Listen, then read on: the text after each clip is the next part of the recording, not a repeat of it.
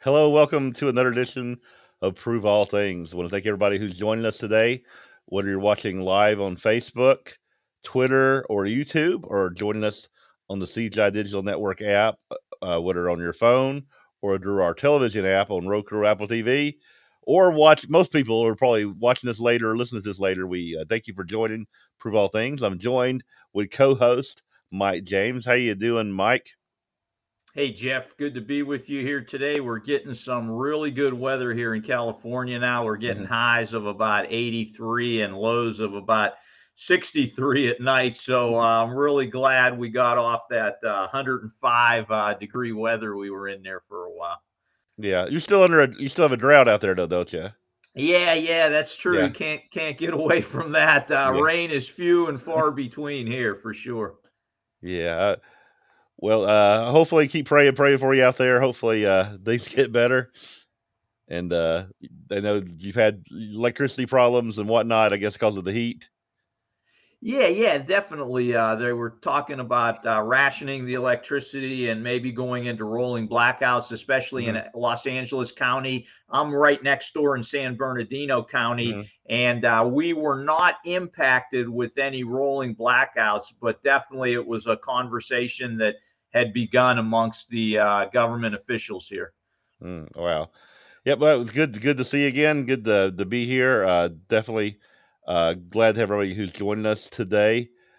We're getting really close to the feast. We're really close to the Feast of Trumpets, just less than a week away, and Yeah, that's always it's hard to believe, man. Yeah, yeah. That's when you know, especially for the ministry. That's when you know you really gotta start getting ready for the feast if you haven't got all your sermons together, yeah. and if you haven't planned for the feast now, I don't know. You just go somewhere and show up, I guess, because it's close, only 3 weeks away. Definitely. Where are you going to be heading, Jeff?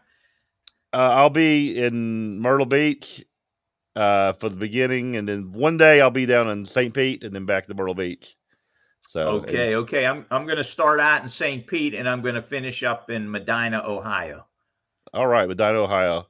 Speaking of Medina, Ohio, we have the pastor from Medina, Ohio, who is actually joining us live today as well. How you doing, Bill? Doing okay. How you guys doing?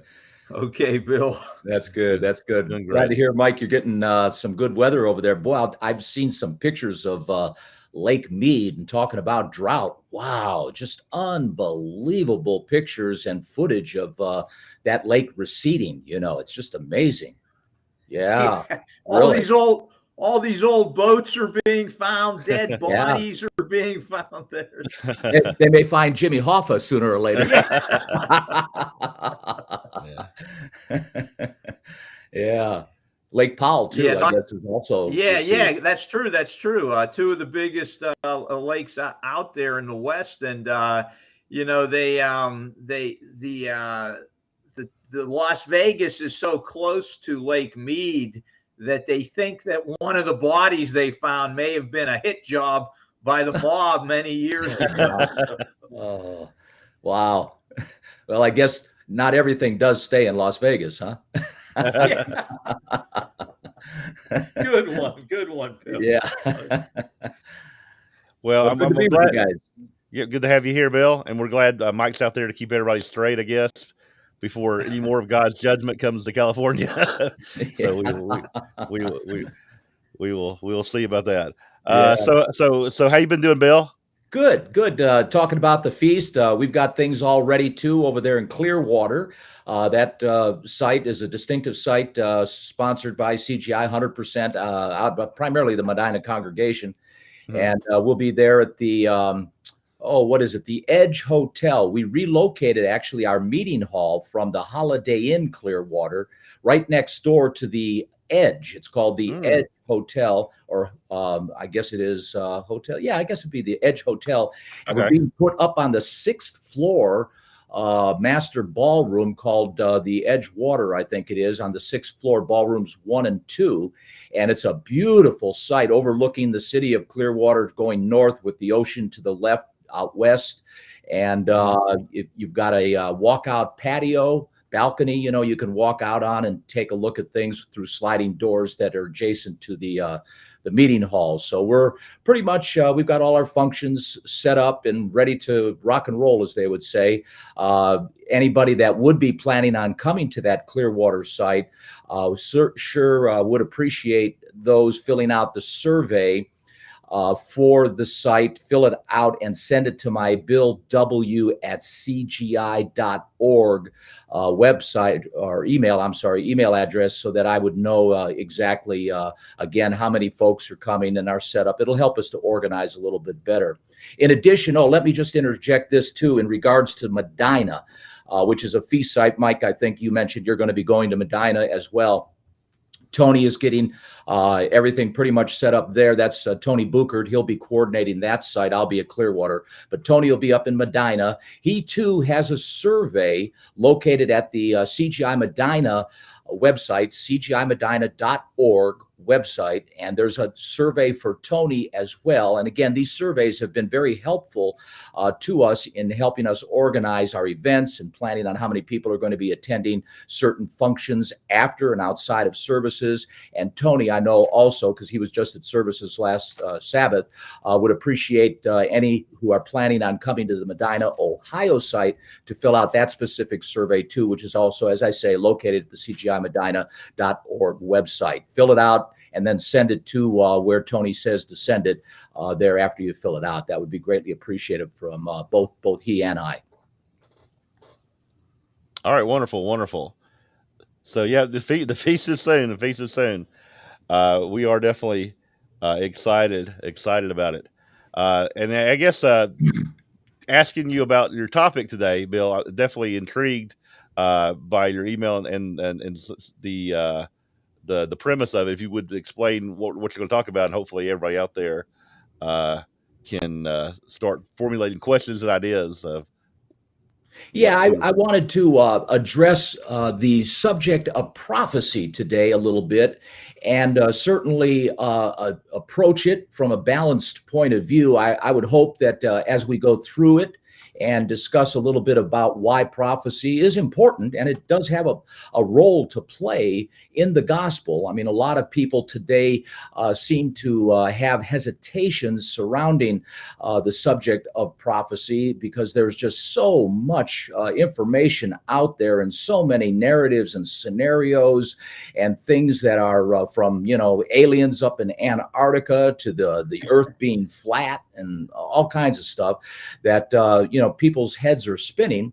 And so I wanted to take some time just to kind of discuss with you guys as well, and certainly interject, add to what you'd like to contribute as well, to discuss this on a balanced way, and also through the course of the presentation, perhaps touch on some rules of studying prophecy, so that you don't go off the rails. Because I'll tell you, as well as I do, prophecy is probably one of the most abused subjects of preaching the gospel that there is.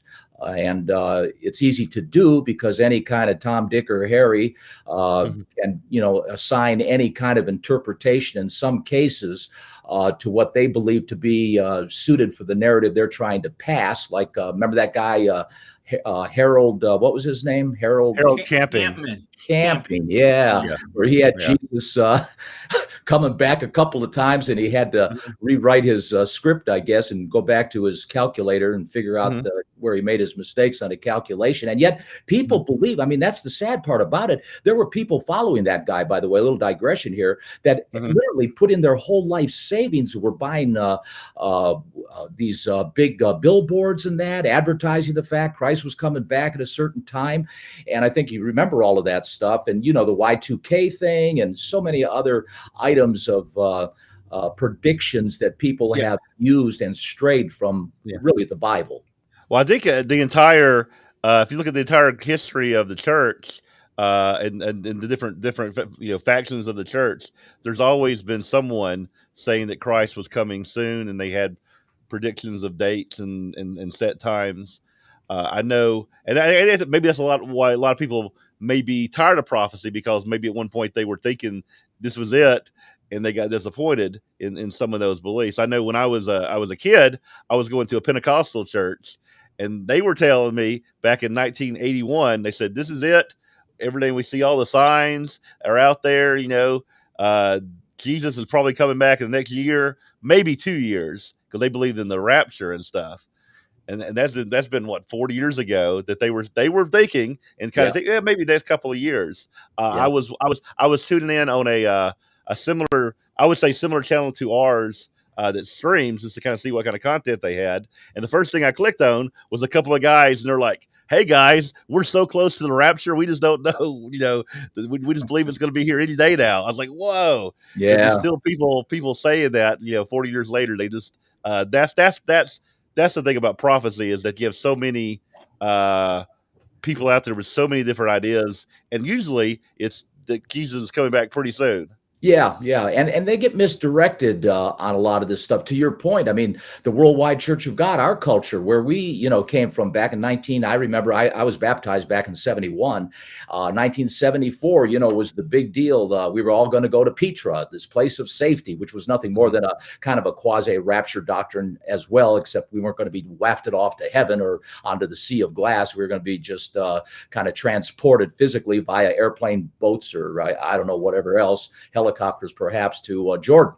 But even with that being said, I think there's, to your point, Jeff, a exhaustion that is associated with always being at the lap gun, so to speak, where, oh, he's coming back. And then lo and behold, he's not, and I think the Millerite movement back, William Miller back in the 1840s is kind of set the tone of that kind of historical type of condition, environment, and attitude that people, you tend to get exhausted and then you become or disappointed, because that was called the Great Disappointment. That's true. So people become disappointed, and that's the thing, is prophecy should not be there to disappoint people. No, there's a lot that we can learn, a lot we can learn about the world and about our lives from prophecy. That's right. And it's not there to disappoint you. It's there to give you hope.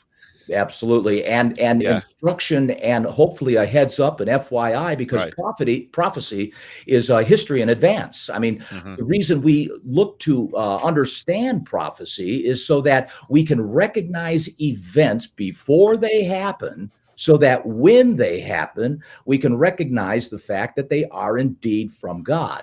And that's an important aspect. And that's a principle in prophecy that even God uses. I mean, he talks about knowing, the past back there in Isaiah. I think it is here, I've got it written down. I think it was Isaiah 46 and also 44, where he talks about knowing the past. You got to know history. There's a certain element of value in knowing history so that you can see patterns throughout the course of history and understand how God works, because God does indeed work in patterns. The holy days are a perfect illustration of those patterns, and we go back and we review them every year. And that's a pattern that God wants us to have ingrained in our minds, so that we've got that thumbnail sketch of what he's doing and how he's doing it and how he's bringing to fruition this whole plan, the salvific plan of reproduction that he's had going since Adam and Eve. And that's important for us to understand, that there is a value in history. As a matter of fact, I remember years ago, and this takes me to my first point, frankly, that I wanted to share with everybody and you guys, and certainly, again, you guys can, butt in anytime you want. But I remember I think it was a 7, back in the day, it was cassette tapes, but it was 7 of them that Ron Dart did. I don't know if Blake would have copies of that old course that Ron did back in the 70s and in the 80s and 90s of CGI, but he actually did it in the 70s, because in talking with Ron back when I had opportunity to speak with him when he was alive, he had mentioned to me that this 7-hour course was his Old Testament survey course that he taught at Ambassador, that he put into these 7 hours of cassette tapes. And it's called History and Prophecy. And that was the title of it. I think Blake might have it. I've got my copy here. Yeah, Bill, he actually does have it, and he wanted me to send him my 7 cassettes, which he found out I had, so he could re-record it. That's what they do there, is they re-record some of these cassette tapes that people have out there from Ron, just to make sure that they've got that on CD for later. Yeah, Good so deal, Mike. Good deal. it is on the CEM website for anyone Yeah. that wants to listen to that. And you can also get it from CEM. But let me just offer that I listened to that, Bill, within the last 6 months, Good. and it brought to mind some things that I had forgotten about prophecy that are so important to better understand prophecy. So anybody out there who's not listened to those, please do, because it's very enlightening. Yeah, and though this is an unsolicited advertisement, to your point, Mike, it is critical because the value of those 7 hours and that Old Testament survey course that Ron taught is that it puts the prophets in timelines.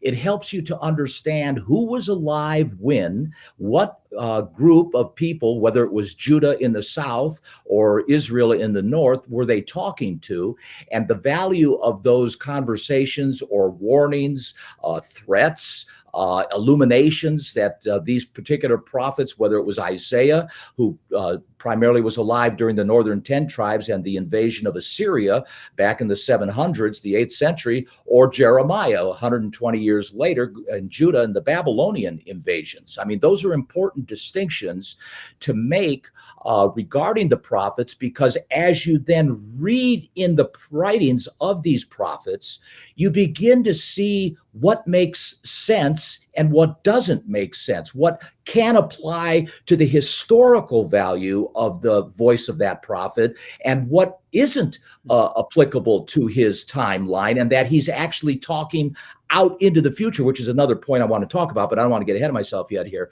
But my point is, there are preterists, people that will relegate the prophets to history. It's all history, relegate them down to historical accountants, basically, and that there's no prophetic value, no futuristic value to anything they wrote, and consequently just had to relegate them into this category of, well, they're historians. And that's baloney. You know, that's just pure baloney. Yeah. I think there's a lack of faith when they do that. Yeah, it is. It's a lack of faith because they try to say, well, all this was written afterwards. Yeah. So that they were just recording the history. They say Daniel, which gives us, the forecast of these coming kingdom, 4 kingdoms, and 2 of them were there. They say, well, that was written during the Roman Empire, so they knew about all 4 kingdoms because Daniel didn't write it. So that's just saying you don't believe it. Exactly. If you're trying to say this history. And how they do that, I mean, to be a preterist, you have to ignore scriptures like this. Isaiah 46, verse 10. I'll go back to this and quote it. There is none like me. I'm quoting now from Isaiah. There is none like me, declaring the end from the beginning. Now, he's stating, declaring the end from the beginning. He's saying, hey, look, I'm going to tell you the whole enchilada here. I'm going to give you the whole story. I'm going to tell you everything. And basically, prophecy does hit. It's a broad scope, agreed, admitted. But nevertheless, the fact remains here, according to this prophet Isaiah, God is giving us all there is to give. So the whole story is captured in Genesis through Revelation. That's what we're being told here. And he's the Alpha. Remember, we're told in Revelation, and he's the Omega. He's the beginning and the end. From the ancient times, things that are not done, not yet done. Here's another one, Isaiah 41. I made a misspoke. I thought it was 45. It's Isaiah 41, verse 22. This one, in addition to 46:10, this is 41:22. Let them bring them forward and show us what shall happen. Let them show the former things, that's history, what they be, so that we may consider them and know the latter end of them, or declare us things for to come. So to understand the future, it's important that we understand history, without a doubt, but be careful about relegating all things to just historical value. And even in the book of Daniel, Bill, just to continue on what you were saying there, the angel tells Daniel, go your way, you're going to rest, and then the end is going to come. What I'm telling you now is not for you to figure out. It's going to happen later. You're going to rest, meaning he's going to be dead. He's going to be asleep, and then you're going to come back. But all this is going to transpire at this end time, He was even told to shut the book up. He Right, said, right. shut the book up. It's for the latter time. It doesn't pertain to you, you know. Exactly. And that's a thing that we've got to understand too. And sadly, I think a lot of people have fell victim of this, but we've got to be careful about the fact of trying to project too much. Like you were saying, I think, Jeff, before, and to your point, even going back to the days of the apostles, they thought they were in the latter days. The apostle Paul said, and thoroughly believed that the man of perdition was going to come into the temple that he was still in the shadow of, figuratively speaking, of course, but alive while the temple was still there, because the temple had not yet been razed or destroyed by Titus yet. And Paul's saying that he felt that certainly the man of perdition was going to find himself in that particular temple there that was standing while Paul was still alive. So even they thought that there was no way 2,000 plus years would pass before Jesus would return. You know? Yeah. Acts 1:6. They say, hey, you know, when are you gonna take over? When are you gonna start the kingdom? He asked him in Acts 1:6. He says, listen, it's not for you to know about this. It's gonna be, he doesn't tell them, but it's 2,000 years since they thought it was gonna happen. You know? Yeah. So let me just cut here to the chase real quick, guys, on this first point about this timeline, putting the prophets in timeline. Let me turn to Jeremiah chapter 30. I don't know, Jeff, you can put that up there, but Jeremiah chapter 30 is an illustration of what I'm kind of talking about here with regard to knowing history and yet being able to identify the prophet's timeline when he was alive, because this now becomes important in this narrative of chapter 30 of the book of Jeremiah. All of us, I think, know, at least maybe we don't, but many of us know that Jeremiah lived during the day and age when Babylon was invading Judah. Israel, the nation Israel, had already been taken captive. They're gone. They're already migrating. They're up in the Caucasus. They're up by the Caspian Sea area. They're in and have been absorbed into the old Assyrian Empire. They're already crossbreeding and intermarrying with those folks. That's all. That was like what, 130 years earlier? That's right, Jeff. Exactly. A long time had passed. Yeah, about 120, 130 years earlier. And so here now we're down. Isaiah's dead. Jeremiah now is alive. Jeremiah's alive with Ezekiel, by the way. He's also alive with Daniel. The three of them are contemporary among each other. But in this case, Jeremiah, he's down in the front lines. He's still over there in Palestine. And he writes this. He says in verse for the sake of time, I'll just go to verse 2. Thus speaks the Lord God of Israel, saying, while you all write you all the words that I have spoken unto you in a book. Okay, verse 3 now. For lo, and let me say this. Up to this point, through almost 29 chapters of the book of Jeremiah, it's pretty historical. There's some smidgens of prophetic writ in there that, point to the future that are obvious. They talk about the kingdom of God. They talk about a large exodus at the beginning of the millennium. There's a lot of things that they pop out at you that are definitely, prophetic. But for the most part, a lot of what is written in those first 29 chapters, agreed, is historical and pertains to Jeremiah's timeline. But then all of a sudden, almost like out of context, he comes into verse 30 here and he brings Israel. Now, Israel, to your point, Jeff, is gone. It's been gone 130 years ago. Yes. Now he's going to bring in this term Israel. And he's making a distinction because he says here, for lo, verse 3, the days come, says the Lord, that I will bring again the captivity of my people Israel. Well, now, wait a minute. How can the captivity be again when there is no Israel and Israel never returned to begin with? So this is a prophecy. This has no application to Jeremiah. Right. It's time because there is no Israel, number one. Number two, Israel of old, the original ancient Israel, never returned back to Palestine. So Israel, what he's talking about here, is still outstanding. He goes on and he says, well, I'll ask you, so critics would say, I'm going to give you a critical, what people would say about what you're saying. They would say that there's evidence that in scripture that many from the northern tribes had migrated down to the southern kingdom. And so you had members of all tribes in the southern kingdom, even though the majority had left 120 years earlier. So the critics of what you're saying would say, well, are they talking about the southern kingdom, or is there a way to tell the difference here? But I think hardly that would be defined as, or a Right. legitimate definition of a nation being Right. returned again. Because yes, there were some northern Israelites, to your point, that got scared, ran, and merged with the Jewish people and the Benjamites and Levites down there in the south. But that hardly defines here what what Jeremiah is saying, because you'll see this in a minute, Jeff, where he says here, the captivity of my people Israel and Judah. So to your point, if indeed that would be a qualifying legitimate rationale, why would he identify Judah as well as Israel? He's definitely talking about two different people. Two separate countries. Two separate countries are being identified. And if I may, Bill, you're going to get to this a little bit later, but Jeff, as we get into this prophecy, Bill is going to relate things that could not have happened yet at this time in history. They have never happened, and they couldn't happen, and the language will bear that out, as Bill will, I'm sure, get to. Yeah, and breaking that down to where you're talking about, Mike, he says here, verse 4, these are the words that the Lord spoke concerning, and again, he makes a distinction, Israel and concerning Judah.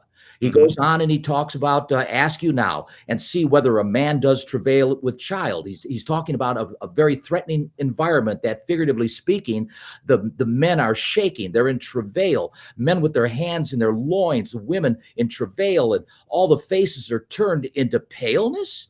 Alas, it's the day is great, so that none is like it. It is even the time. Now, this includes Judah. Jacob's trouble, because these are all 12 boys. It's Jacob's trouble, all of them, not just the northern. We're talking about Judah too, and he's been including Judah as well along the way through the preceding verses here. So this is Jacob's trouble, including the Jews. In other words, what we see today in Palestine, in order for it to again go into captivity again, that country is going to be invaded and occupied.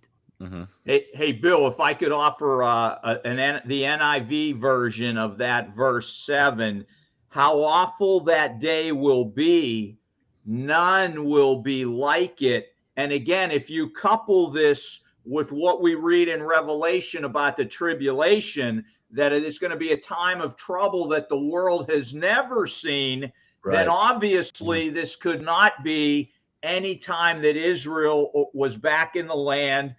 Because there's been much worse that has occurred on the earth since that time. And this says that there will be no day like it.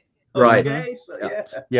And to your point, Bill, Ezekiel was also a contemporary at this time. Right. And if you're reading the book of Ezekiel, God tells them, it says, I'm going to tell you what to tell them, but they don't care. They're not going to listen to you. Exactly. Right? So why write it down if they're not going to listen? Yeah, it's not for something for the future generations to get. Well, he goes on here, Jeremiah does, and he says, for it shall come to pass that day, says the Lord of hosts, that I will break. Now he says this, I will break his yoke. The day is going to come when I'm going to break his being the enemy, yoke off your, meaning Israel and Judah's neck. In other words, a day is coming when you will be freed from the captivity and or the destruction again. So he says here, it shall come to pass that day, the day's coming, the Lord of hosts, that I will break your enemy's yoke off your neck and will burst your bonds, and strangers shall no more serve themselves of you, but they shall serve the Lord their God and David their king, whom I will raise up unto them. So right here, Mike, right here, Jeff, we're being at the beginning of the millennium. We have just taken Jacob out of the trouble that Jacob has. He's going to be freed from that captivity. And if you put this together with Jeremiah 31, which I don't think we'll have time to go, but if you go, and I'll just put it up there for consideration, verses 8 through 11, Jeff, you'll see these are people like refugees coming out of captivity at the beginning of the millennium to establish the nation of Israel, a physical nation of physical human beings who survive that tribulation and will make up the nation of Israel. And these will be refugees of the former cultures that defined Israel and Judah. And he goes on here and he says in verse 10, therefore, Fear you not, my servant Jacob, says the Lord. Don't fear, neither be dismayed, O Israel, for lo, I will save you from afar, and your seed from the land of their captivity. And Jacob shall return and be in rest and be quiet, and none shall make him afraid, for I am with you, verse 11, says the Lord, to save you, though I make a full end of all nations where I've scattered you, yet I will not make a full end of you, but I will correct you in measure and will not leave you altogether unpunished. And so he proceeds then, talking again furthermore about this destruction of Jacob. But here's a key, guys. Here, this is a key. And most people don't put a whole lot of value on this, but you can't dismiss this. You can't not marginalize this. Notice verse 24. We're still in the same chapter. It's still the same context. Verse 24, last verse, chapter 30, book of Jeremiah. The fierce anger of the Lord shall not return until he has done it, and until he has performed the intents of his heart. In the latter days, you shall consider this. Wow. Latter days, consider what? Chapter 30. You'll consider it in chapter 30. You'll consider that chapter in the latter days. And why? So this right here was not written to Israel at the time because they were scattered somewhere, you know, and Judah was being captivity. So this only, as you're showing, can only apply to this future time. Yeah, and they're using the term again and again. And Jeff, that's it. That's the bullseye. Because if you understand that Jeremiah's timeline is that he's in the midst of an invasion by the Babylonians who are taking the Jews into captivity, but he's talking about captivity again. You're scratching your head saying, wait, Jeremiah, what are you talking about again? We're going into captivity now. We're going into captivity now. What are you talking about going into captivity again with our brothers and sisters who are already in captivity 130 years before? Well, what's interesting is some people will learn if they go to seminary that they say, well, this took place back when Israel returned to the land and they set up the next temple, and that was the fulfillment of all this. That's what they teach. That's what they teach people in college, that this is how it was fulfilled. Yet, what about David?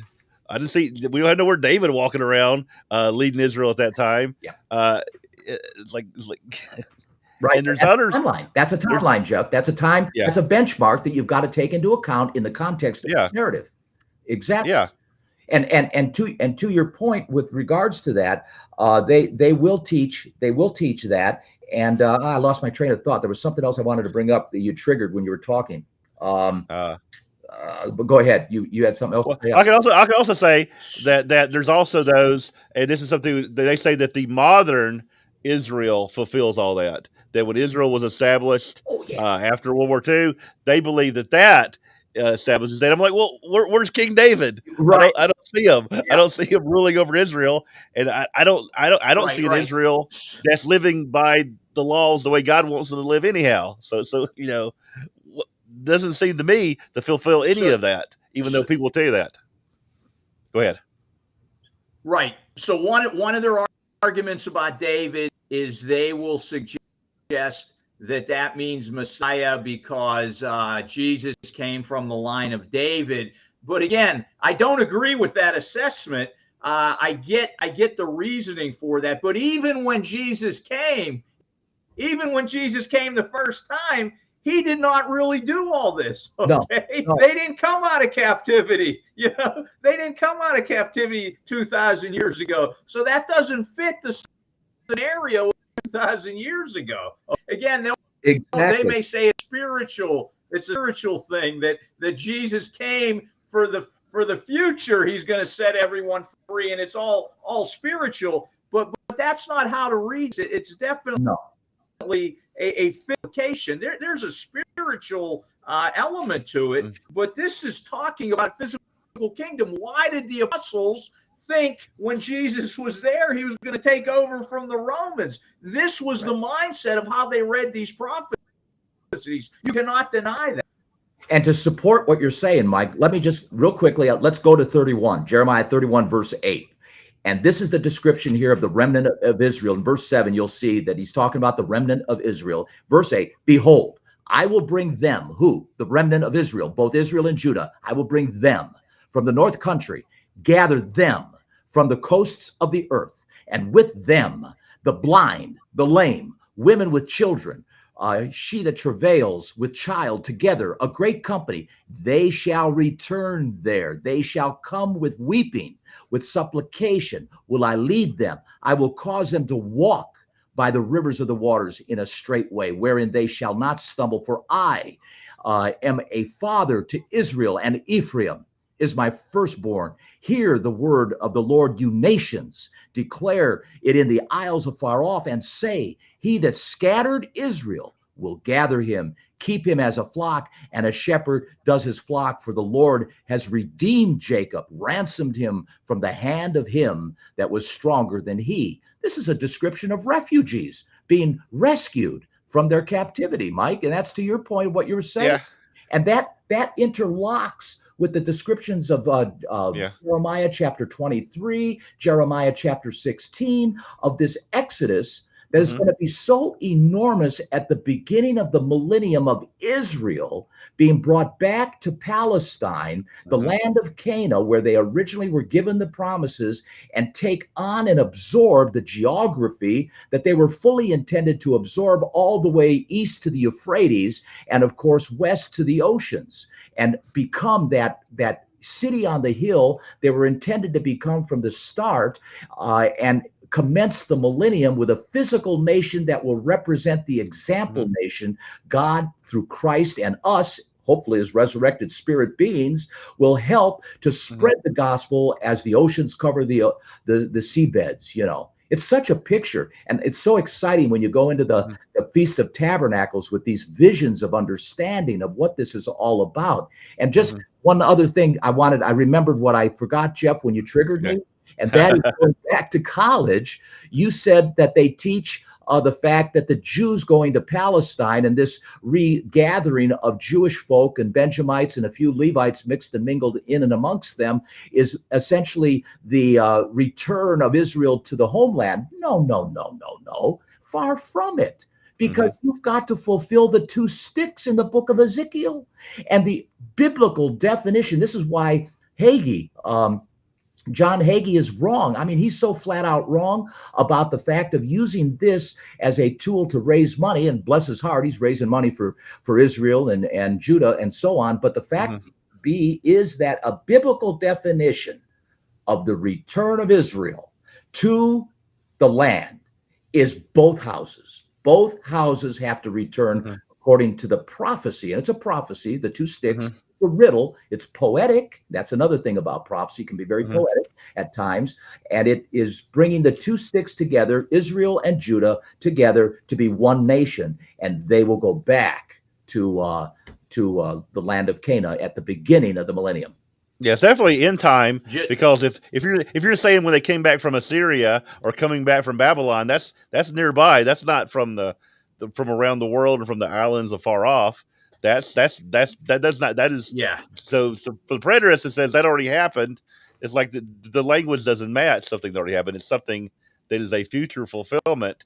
And definitely, I would definitely, the argument about Israel in the 40s established, they don't meet any of these qualifications. No. There's no law. There's no things that fit this kingdom at all. It's only a millennial kingdom, as we see. And again, David's got to be resurrected for that to happen. That you cannot take that piece of evidence out of the mix. That's part of the calculation. Just notice. I mean, I would say one other point. Yeah. Go ahead, Mike. One other point in chapter 30, Bill mentioned verse 4. It talks about Israel and Judah.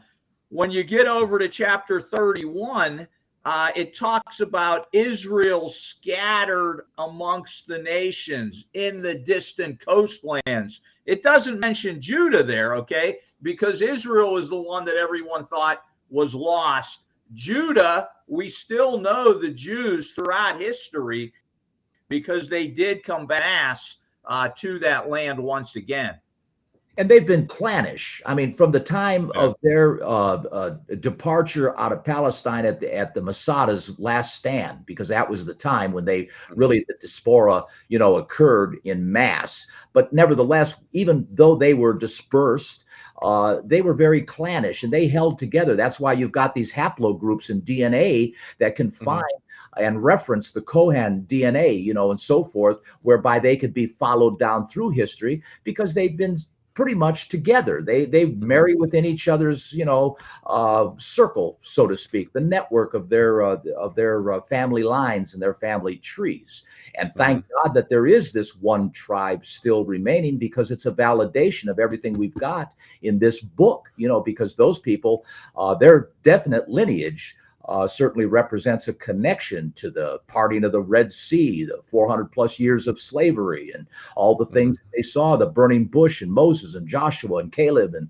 so many things that mean so much to all of us. They are a living bloodline of people that go back to those days, and that's great. That's great. Yeah. And what we saw in the 1940s, we didn't see. I mean, we saw people come from around the world to there, but we didn't see the exact description we read there. That did not happen. Right. This is a completely different event than but that. This goes to the point too that I wanted to bring up, which is a close intermingling of this, and I think we're already kind of bumping up on it, and that is prophecy. Number two, prophecy is dual. So number one, understand the timelines of the prophets so that you can better understand the distinction between history and future.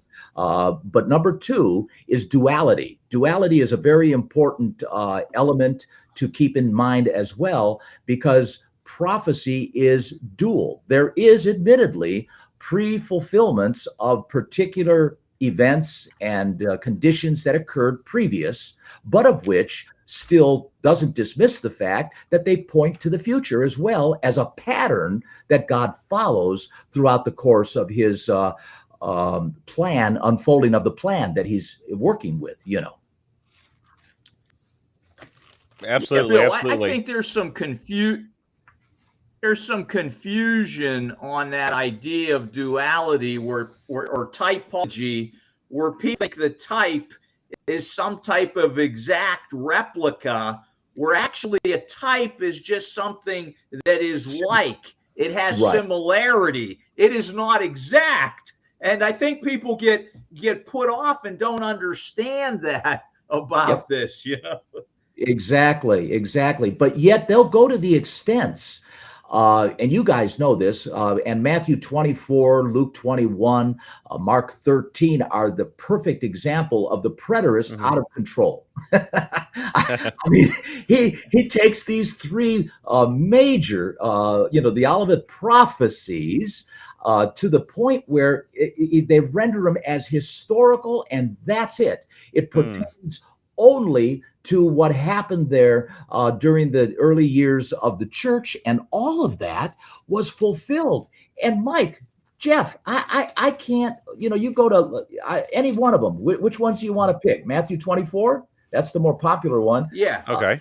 You go through Matthew 24, and then you come down to verse 30, and you say this: and then shall appear the sign of the Son of Man in heaven, and then shall all the tribes of the earth mourn, and they shall see the Son of Man coming in the clouds of heaven.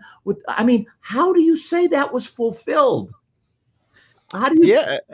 That's kind of spiritualizing things away. Yeah, that's as bad as they do. In 1974, that what it was all about was the ads in the Reader's Digest. That's what they were talking about. Let me ask you a question, Bill, about type and antitype, because I guess it does talk about in Matthew and these about the abomination of desolation. And so the abomination of desolation is referred to as something that's still yet to occur.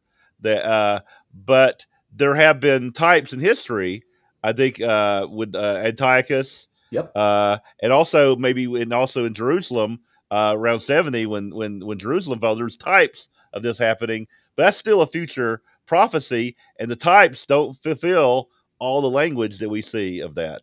And that goes to Mike's point. because people get confused over that. But again, these are patterns that have value to us. And in the sense of when you go to Daniel 11 and you begin to read about the beast leading up to the verses 40, where the king of the north invades, and we understand the king of the north to be the beast power, invades the Holy Lands and pushes the king of the south out of there. And the king of the south then looks for allies to the northeast, and that's another story. But my point is, the scriptures leading up to, in Daniel 11, up to chapter 40, somewhere around 35 to about, I'm sorry, not chapter, but verse 40, is a description of this guy who's going to be basically in the driver's seat. He's not going to like women. He's going to understand in chapter 8 of book of Daniel, chapter 8, it talks about how he can understand dark sentences. So this guy's going to be, he's profiled there a little bit. And you're going to be able to understand him when you see him on the world's landscape, on the stage of world events. We will be able to recognize him, those of us who are in tune with biblical prophecy, because he'll fit a certain profile. And that's another thing on how you can identify certain prophetic writ, by profile. God gives you a profile. And as a result of that profile, you can begin to recognize certain things to be connected with that item, whatever it is. So these are all things that you got to keep in mind. But certainly, I think to Mike's point, understand that pre-types don't have to be exact, Right. I dot T cross, precisely the same way, structure, to that point. No, there's similarities. That's a good word, Mike. Similarities. Yeah, I think what you said also, Bill, gives a good reason why to teach prophecy, because now there may not be, I may not see this in my lifetime, but somebody eventually, the church, is going to see this in their lifetime. So as the church, we got to keep teaching it until somebody sees this, right? Yeah. So in other words, I mean, again, it's not going to happen, but at some point it is going to happen in the church, and the church has to be ready. So we have to teach prophecy so that we're always ready whenever this happens. And a balancing element to that is we don't know. We don't know. Right now, I could digress into a diatribe of policies that are destroying this country. I'll get accused of being political, but nevertheless, I'm talking about policies that all of us know are destroying the country. One of the most outstanding ones is this just no immigration policy. I mean, it is so soft. The nation is being diluted and stolen right out from underneath us. So that's a story of itself, the rise of crime and so on. But my point is, we still don't know. We might recover from this. Look at the 1930s. From 1930 to the end of World War II, 15 years, you would have thought the world was ending. Herbert Armstrong did think the world was ending. He was preaching that Germany was the beast and that Hitler was the dictator and so forth. So it's if I was living then, I probably would have agreed with him. Yeah, because it looked like it. Exactly. So we got to keep these things in context, knowing full well, and to your point, Jeff, not ignore them, because I wrote down just 3 items here of why do you think prophecy is important? 3 items. Why do you think prophecy is important? You just hit on it, Jeff. 1, it serves as a warning. It provides information of how to improve the nation's relationship with God. That's important. So that's the church's responsibility. Witness, warn, be the watchman on the wall, and tell the people their sins and give them reason to be warned so that they can feel it in their hearts and be motivated to change. 2, provides reason why a nation is at risk. It gives edification, understanding about what we're doing wrong and what needs to be changed. It identifies the patterns that brought original Israel and Judah down, so that hopefully we, as a nation that has embraced the God of Israel, don't repeat those things and are eschewing those same obstacles, those same holes and bumps that Israel and Judah before us didn't get over. And 3, fulfilled prophecy proves the Bible. It proves the Bible. You look at the prophecies of Jesus Christ, born in Bethlehem, Psalms chapter 22, where Jesus was, basically almost word for word experiencing what David was writing down there in Psalms 22. Amazing. How does that happen? It happens through the Holy Spirit. that God is using to thread that line, that reality of his plan, providential plan throughout human history. And that's important. There's so much fulfilled prophecy that we have to really just understand the rest is going to take place. That, I mean, because there's all that evidence that it will, because God has done a lot of what he said will happen, and it all follows his plan. And if you understand his holy days and understand, the word, you can see that plan. If some have found over 300 prophecies in the Old Testament pertaining to Jesus Christ, not only his first coming, but his second coming. Over 300 prophecies just on him, and many of them have been fulfilled already. Right.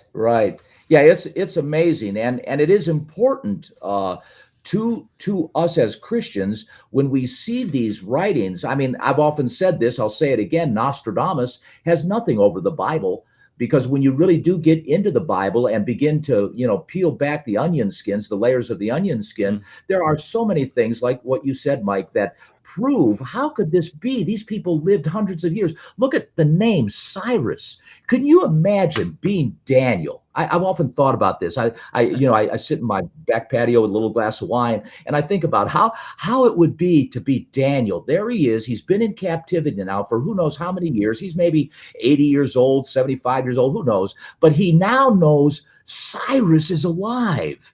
He's got the writings of Jeremiah, so why wouldn't he have the writings of Isaiah? So with the writings of Isaiah and Jeremiah, I know he's got Jeremiah because he knows Judah's going to be in captivity 70 years, and that was written in Jeremiah. So we know he's got Jeremiah's scroll. So let's say, assume, of course, but nevertheless, I think it's a plausible assumption that he's got Isaiah too. So now he's got Isaiah stating Cyrus is going to be God's anointed and that Cyrus is going to release the people. And this was said, about 130 years before Judah went into captivity with Babylon. And now there he is. He's been in captivity, I don't know, 50, 65 years, maybe 55 years. But he's wondering, at least I would be, this would be me. I know how I am. I'd say, man, how long have we been? When did it start? I could figure it out. When would it start? Maybe we've been in 55 years. Cyrus is alive. We're going to be freed here shortly. I know it because Cyrus is alive. Is it? I mean, that would be cool. And how did now Daniel know that was from God? Because of prophecy. And he was sure in his heart and his mind that what he was involved with was a providential, real-time experience while it was in real time playing out. That's exciting. I don't know about you guys. I'll tell you what, my hair, what little I have, would be standing up on end, Yeah, definitely. When you read about punishment coming on Jacob or Israel in the end times, that there is some other Israel, we have to try to put those pieces together. And hey, we could be wrong, but when we look at the world today and we look at the geopolitics, is there an Israel out there? And I think we know what that is, at least right now today. It makes a lot of sense, our ideas about that prophetic scenario. And that is so important to recognize. But again, I say to balance this out, we don't know if the collapse that's promised to those peoples, those cultures, is now about to be put upon us. You could say, it looks like it. It looks like, man, because the country is really polarized. There are definite lines of demarcation of, this and that, yin and yang. But I'll tell you, the bottom line is we still don't know. And so we've got to be balanced in our approach. I think California's first. If it's going to be captivity, California's first. Well, you could be right. Just kidding. You move from left to right. Unless you're reading Hebrew. But yeah. Again, not many people were cognizant of this when Isaiah, Jeremiah, and Ezekiel were talking about it. Just like today, as we see Christianity decreasing in the United States, the United Kingdom, Christianity has already fallen much further than the United States. This writing is on the wall. If we claim the biblical God, well, the biblical God says, when you claim me and you don't follow me, this is what's coming for you. And he will hold those people. The pattern shows he will hold those that embrace him accountable for what they're supposed to be doing. In other words, he's got expectations on us, and that goes even individually. You could be located in Africa. You might be over in India. You might be in Bangladesh, wherever, Philippines. But the bottom line is, if you embrace the God of Israel, you are going to be held accountable. And so therefore, the pattern is that you better abide by the God of Israel's values and standards and laws. Otherwise, the pattern shows that there is punishment and or a spanking that's up ahead for you if you don't, get your act together, so to speak. One last point, guys, point 3, and we touched on it real quickly here, but point 3 would be the witness and the warning. We touched on it in passing, but it really is important because, to your point, Mike, as the church goes forward and Christianity continues to plummet and decrease, it is going to become harder and harder to hold our ground as Christians, because we're going to become more and more of a minority as a culture begins to veer off into these progressive sins of malcontent and confusion and immorality and all the things that we're seeing materialize and manifest as we see. So it's going to become, as I pointed out in my sermon last Sabbath about this is not a drill, illustrating the fact that there are scriptures where going ahead, Christians even are going to betray one another. We're going to be arrested and taken before governors and authorities to give a witness for why we're making the stands that we're making.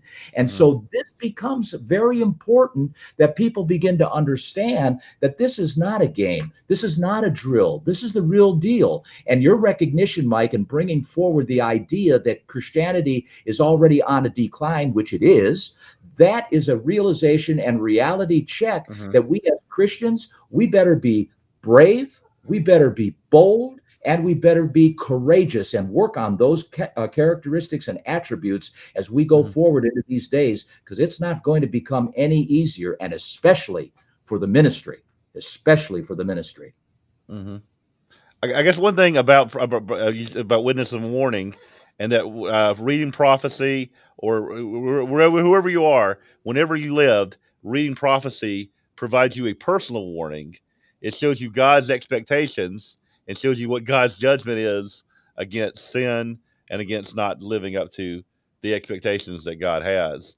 And so I know, just like Ezekiel, God told Ezekiel, he said, here's what I want you to tell people. I want you to go lay down on your side. I want you to roast food over poop.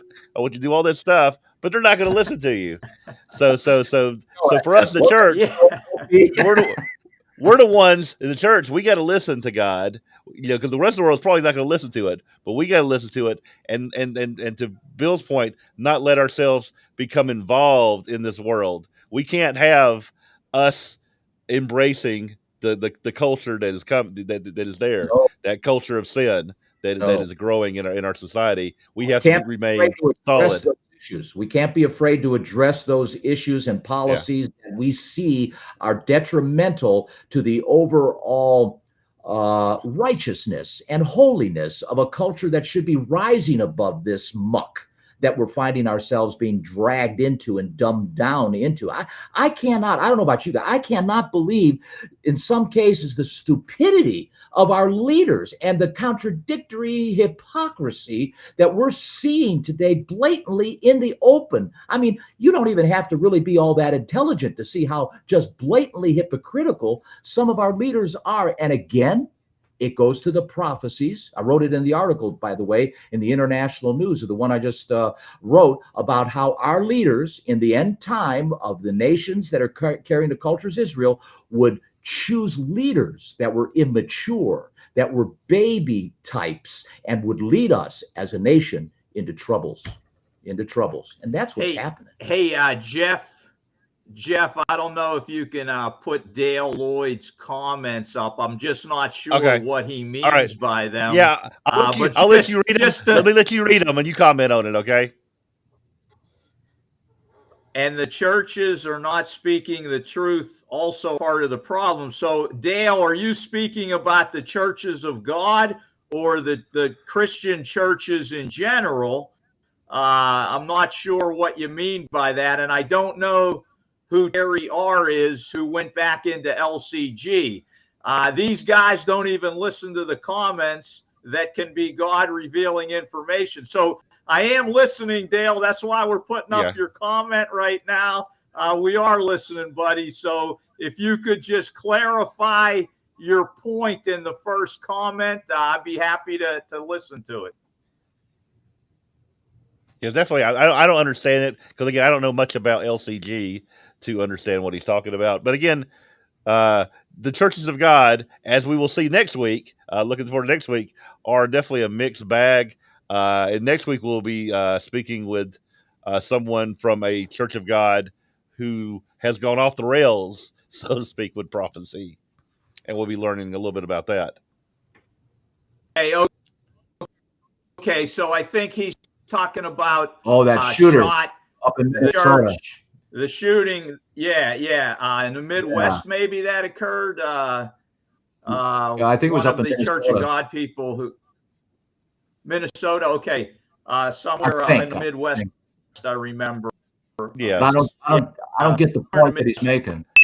So I think he's saying that God. I think he's saying that God had removed protection from that church for some reason. And again, I'm not agreeing with what he's saying, but I believe that's what he's saying or whatever there. And I don't know enough about any of this to make any comment on that.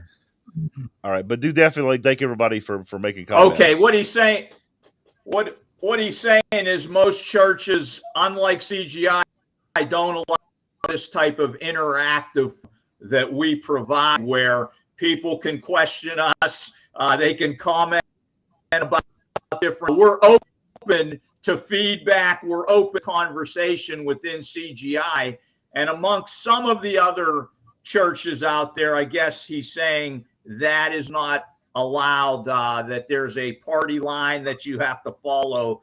Maybe that's what he's getting at here. One last comment to his point. Really, what happened there in Minnesota, if it was Minnesota, but referencing that mass shooting in particular, in my humble opinion, so to speak, is not that that indicates anything about God not protecting the church and so forth.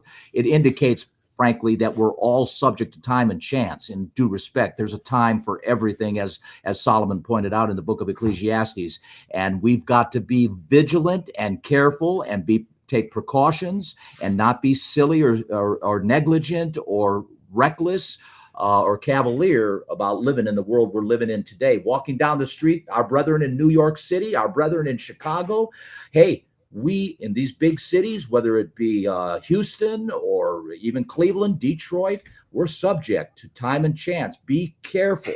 Ladies, when you go to your car and fill it up, take your keys, as I've often said, put them in your purse. Don't let your keys stay in the ignition. Take them out of the car, put them in your purse, and then go fill up your gas and fill it in a place where there's a lot of people and lights, and do it during the day most of the time. I mean, we got to start thinking like this. Otherwise, hey, we're subject, time and chance. Anything can happen to anybody, anywhere, at any time. Yeah, we all have people within our groups who do have some mental issues. I've dealt with that within my churches. And again, this can happen anywhere. It's not necessarily God removing his protection. I mean, we could go out and get into an automobile accident, and that's happened to people in the church. I get your point there, Dale, about the heavy-handedness of some ministries and ministers. And again, we don't want to do that. We want to have dialogue. We want to be servants of the people as elders within the church. That is the example that Jesus set. So I think we can all agree on that. He mentioned Wisconsin, not Minnesota. So that point taken, Wisconsin. And he also mentioned that Terry fellow was a member of the church. I was unaware of that. He was a member of the church. Yeah. So remember that. Yeah. So one thing, I guess, and getting back to what we're doing here in this show is that that we in the CGI, we believe in this open discussion, that we can prove all things, that if there's something that's true, that it can withstand, people's questions about it, right? If you have a question about something you don't understand, it can be subject to scrutiny, and that's what we're doing here. Is we'll look at the different sides to see if it prove all things, hold Yes. fast to what is true. Speaking of different sides, I would debate Dale on the point that when someone does have a mental illness, that these happen. So there is an element of time and chance involved in that. Having dealt with people with mental illness, have done volunteer work with these people, again, they are not in the general population. They can explode just like anyone else in the general population on a when they have the ability to do so. I'll tell you, Mike, though, to your point, I mean, people are volatile today. Did you see that guy with the axe at McDonald's there in New York and Manhattan the other day? I mean, they're just volatile. People get triggered very, very easily nowadays, and we got to be careful, in terms of handling folks. And that's why I like the Church of God International so much, because we focus ourselves around servant leadership, servant eldership, as opposed to a heavy hand. He was mentioning, the ministries of Perhaps Living and Philadelphia, and of course David Pack. I mean, just heavy hand kind of stuff. And for y'all who are interested in him, we'll be talking about him next week with a former employee who was kind of high up in the organization. Right. Yeah. So a lot of this stuff, has to do with how these people are triggered, frankly, with the way they were handled. And as a result, the consequent being, depending on the person's mental wellness or illness, can cause who knows what kind of reaction, All right. So it looks like we're getting a little bit past our time. So I just want to offer Bill, do you have any final thoughts or anything you would like to say? As far as I think we lost Mike. Maybe we'll get him back in a second. Anything you'd like to say as we conclude this? I think pretty much. I didn't think we would cover everything, but there are some other things like prophecy is poetic. There's certainly things about prophecy that are even embedded within other prophecies in the book of Micah and other parts of Jeremiah and so on. So, learning the three things that we basically said will give you a good foundation on how to study prophecy. I think we have a good booklet for those of you who might be interested in, can you understand prophecy? It's a booklet written, goes back quite a few years, and is available on our website. And I think we'll add to what we talked about today and give you a study piece of material that you can use, not to speed read, but you could actually use to help you study along and augment what we've introduced you to here on today's program. And, also, if you go to our website, our app, go to the Bible study section. I know Bill has done several studies about prophecy, and Adrian and others. There's a lot. There's so much you'll have years, trying to study along what we have. So if you're interested, go to look at the book that he mentioned, and also there's a lot of other material, a lot of other prophecy series that we have in our app and on our website to listen to and to study along with. And we've got one web chat coming up that Mike and I did here on his last visit, titled Understanding Prophecy. That'll be coming up here after the Feast of Tabernacles. We'll be releasing that. Sounds awesome. All right, we're going to say goodbye to everyone, and we'll see everybody next week on another edition. Goodbye.